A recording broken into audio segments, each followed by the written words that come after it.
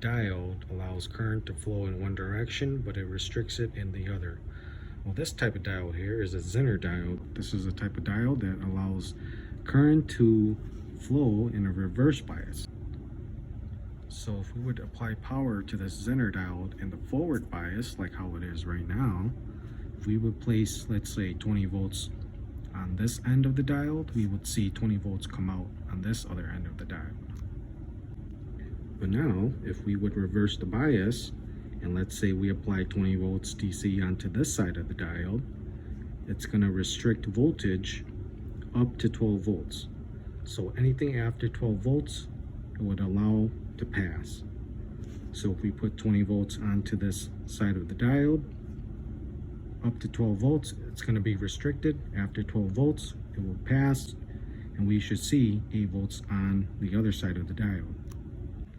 So let's go ahead, set it up with our meter and our power supply, and let's see it.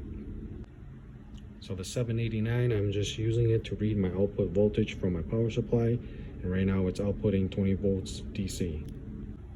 The 789 is the meter that I'm going to use to read my voltage on the Zener diode.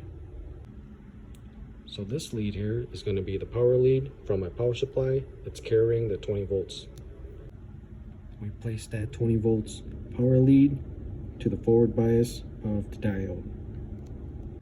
And I'm going to take my other lead, this one from the Fluke 789, so I can measure the voltage passing through the Zener diode. And in forward bias, as you can see, we have 20 volts coming into the Zener diode, and we have 20 volts coming out. If you take the reading off of here, 20 volts, and the reading off of our measurement, 20 volts. 20 going in, 20 coming out in forward bias.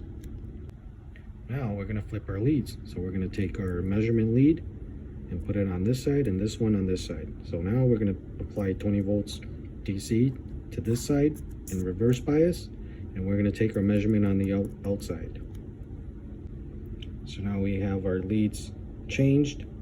They're flipped to reverse bias, and we have 20 volts going into our Zener diode, and now we are going to see 8 volts on the outside.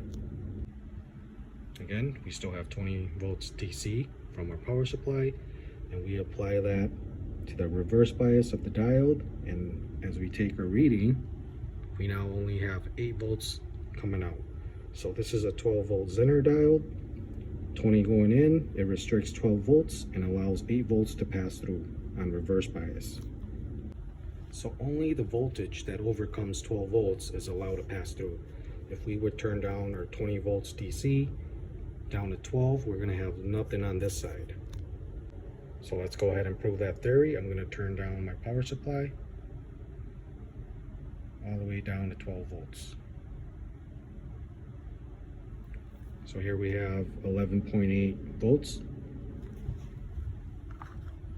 As you can see, we now have no voltage coming out. Anything over 12 is allowed to go through. 12 and under, all restricted. So it's good to know about Zener diodes, because in case you run into one and you see it in reverse bias, you think that the diode is bad because a diode is supposed to restrict current or voltage in one direction. But then you see a Zener diode and it's got voltage in both directions, you might think that it's a bad diode, when just in the fact that it was a Zener diode.